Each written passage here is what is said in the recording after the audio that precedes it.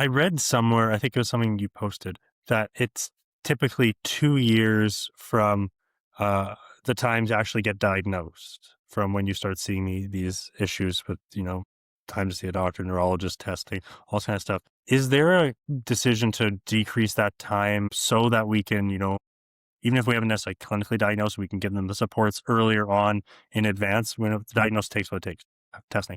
But giving people access to these supports, if we start seeing some of these behavioral changes or symptoms occurring that can, increase the time in which they're living with this thing so that they can decrease the decline. Yes, yeah. So you're right. The average, this is national average, so it varies, of course, based on where you live and what access you have. But on average, it's taking about 2 years from the time someone starts to try and access that diagnosis to when they actually get the diagnosis of dementia.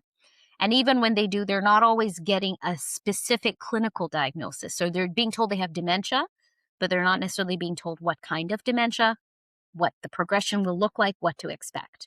And on average, people live 8 to 10 years with dementia. If you're looking at Alzheimer's in particular as the most common form of dementia.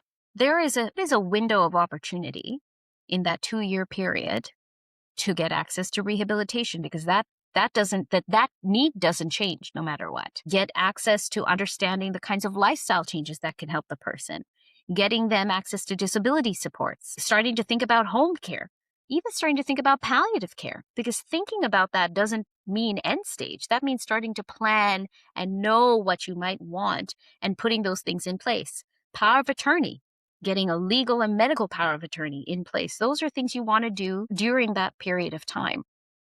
And these are things that you can do no matter what. I mean, ideally, you should have the diagnosis in tandem, but those are still supports that can be given prior to the diagnosis. I think it's one of those ones that we've talked to again on the show before, the idea of we have to have these advanced conversations and at least start to be aware of what our family wants. And then when we start to see it, then rather than wait for the system to inform us of, like you said, power of attorney, great example, start having these conversations so that if this thing does happen, this is what I want, this is how I want to address it, this is how I want to navigate it in advance rather than waiting for, it to be system imposed. Well, yeah, and in advance of it becoming a crisis, right? And by the time you've hit a crisis, then usually the only option is long-term care.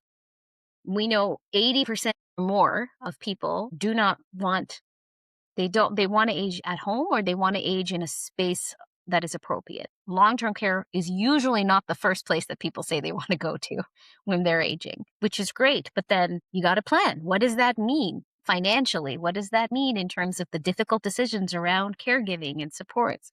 What does that mean in terms of power of attorney? All of those pieces need to be thought about and talked about fairly early. And I have those conversations with my parents.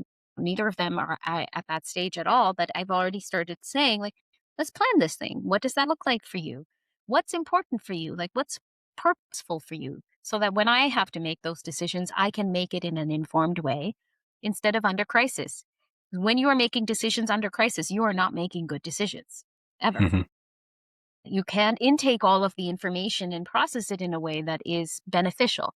How do we do that so that people can have all of that ready ahead of time? No matter where you're watching the Dementia Collective from, if you get anything from this at all, anything, please like, comment, and subscribe. And most importantly, share this everywhere you possibly can. And if you're feeling extra generous, head to Apple Podcasts and Spotify and leave us a 5-star review.